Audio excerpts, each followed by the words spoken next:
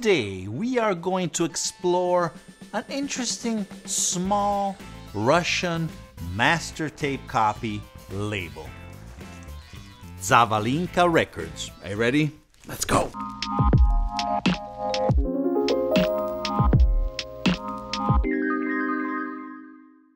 Okay guys, so as you may know, I like to promote small labels, or at least analog projects. And there are, coming out in the last years, I'm finding out and about, roaming the web, and not only these projects, these, ideas towards analog media. And I love this. And not only analog, also hardware. In any case, today we are actually going to explore someone that produces software, master tape copies, Zavalinka Records. And I think it fits perfectly in this type of small, family-conducted label. With, as you've seen from the title, a Russian touch, since it is a Russian label. There is a strange story how this actually took place, because I knew about them. I've seen a few videos with Maria here and there, Facebook, some on YouTube also as well, with this pretty good sound. But as we all know, YouTube is YouTube. So what happened? After Munich, so just a few weeks ago actually, Maria, who is part of Zavalinka, contacted me, and actually she started to speak in Italian, which pretty much shocked me, because she also has her house here in Macerata in Italy. So there was this connection, very, very cool, and they were coming down from Munich at the end of the show with their tapes. And since they were doing this, she got in contact if I was interested in somehow in reviewing these. And I was very happy because, as I said, I knew them, I was very curious, and since they were passing right beneath my door, actually we've met in Florence where I work in Italy, and they passed me over a few tapes. Disclaimer, sometimes I say it, sometimes I don't. I think it's important. I'm not going to keep the tapes. These are not to bribe me somehow. It's just for the purpose of evaluation, and clearly I will always say the good and the bad. I always say this to everyone who wants to submit stuff, and in most cases I admit, like in the case of Maria and Zavalinka, they said no problem, go ahead. So here we are. So before diving in a little bit, I invite you to take a look at actually to Zavalinka Records at zavalinkarecords.com. You're going to find also the link here in the video description, because they have a huge catalog. So not so small in the end. And what I think is interesting is this Russian twist. They don't have only Russian stuff, absolutely. I've seen Frank Sinatra, I've seen Piazzolla, a lot of classical music done by artists also from the region, but not only. And in fact, they left me 3 tapes of 3 different periods, which cover, we could say, a huge time span of different types of recordings connected actually to Russia, which have that Russian taste, which I like. So, apart from that, though, you're also going to find rock, jazz, a lot of cool stuff. So please take a look at their website. They also have a nice Facebook page where they're very active. Maria's always in them. So cool stuff. Now let's try to take a look at the tapes, do a little bit of listening, and afterwards I'll give you I'll let you in my thoughts. Okay, let's go.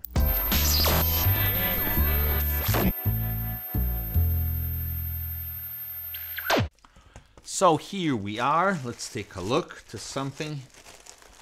I've listened to them several times. For example, this is a very nice example. I like it a lot. Misteria by the Leningrad Jazz Ensemble, Anatoly Vapirov. And this is a 1978 recording, okay? These are all going to be 2 tracks, 15 inch per second. Although they do have a special type of mastering, which I will talk about afterwards. Very nice package. I like it. also here. A lot of people don't put this. I like it a lot. It's very useful when you have to store it. As you can see, in Russian, and it's in Cyrillic and English, okay? With all the different aspects and technical aspects of the recording. So this is very nice. It comes in 2 reels, 1 per side, I believe. Here we are. Let's try to put them like this. What else do we have? Let's see. We have this interesting recording, which may scare some of you away, thinking it's just rock and roll. But it's not. It's the Bravo group. This is actually a recording from the 90s, 91, 93. As always, Russian and English. And the sonics are very good. And it's not just rock. There is a little bit rock and roll, but also a little bit jazz. It's a mixed bag. In fact, it's called Russian rock. Very cool, high quality recording. Absolutely. Afterwards, we'll try to hear a little snippet. And as you can see, I can discuss now about this 30-inch per second mastering. Now, I wanted to make sure what this meant. I asked Maria, although I do know I had an idea. What is the 30-inch per second mastering? It's a technique, actually, maybe some of you are familiar, to when you're doing a copy, instead of using the same speed of the original, you're going to create practically a master at a higher speed. And at that point, from that high-speed master, you do the normal speed copies, preserving the sonics in most cases. If they decided to do it, not for everything, there must be a reason. So, very cool. I like that. Here's the Bravo. Let's see, what else do we have? This is what they said is one of their greatest hits, the Briats, which is a more type of contemporary music. The new age of balalaika, which I love. I adore the sound of the balalaika. There are those famous Mercury Living Presence records. I know you classical buffs know what I'm talking about. Fantastic. And this is very recent. It's 2018. Once again, IEC or CCIR type of equalization. 2 tracks, 1/4 of an inch. Always more or less the same recipe of everyone else. So, very cool. Let's talk a little bit about the price.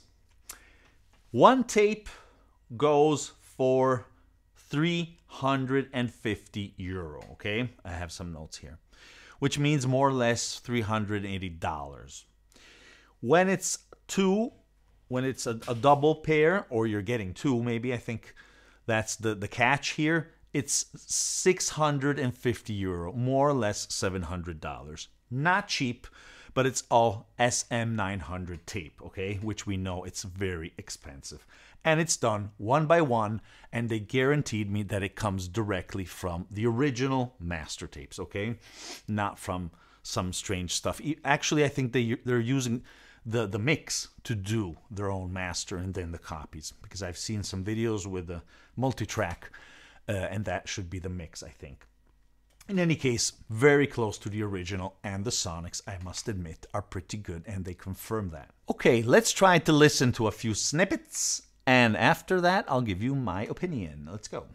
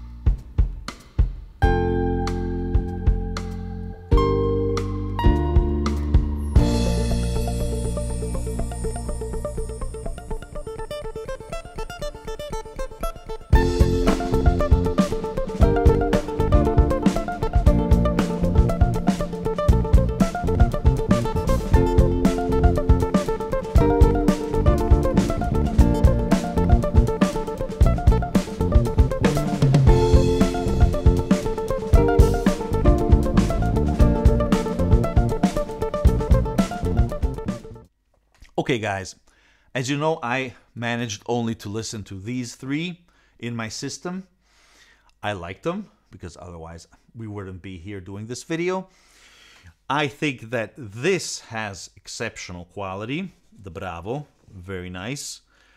I'm not crazy about the music of Briatz, even though it's one of their favorites. There are a lot of covers, not my favorite, not my piece of cake, but that's more of a matter of taste.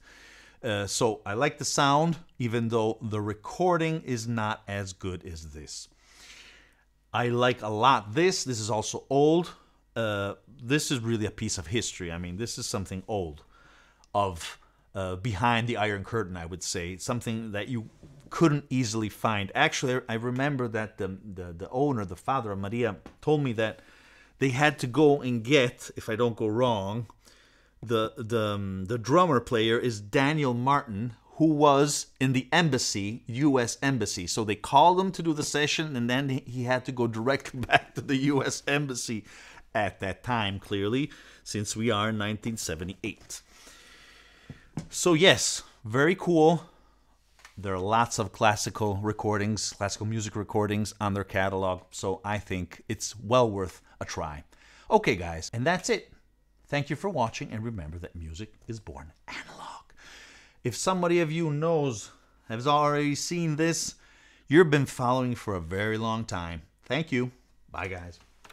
Well, guys, if you're enjoying my videos and you're enjoying my channel, please consider to subscribe by clicking the black and white logo here below. Also, don't forget to click the notification bell so you'll never miss an episode and you will become a true member of the analog community.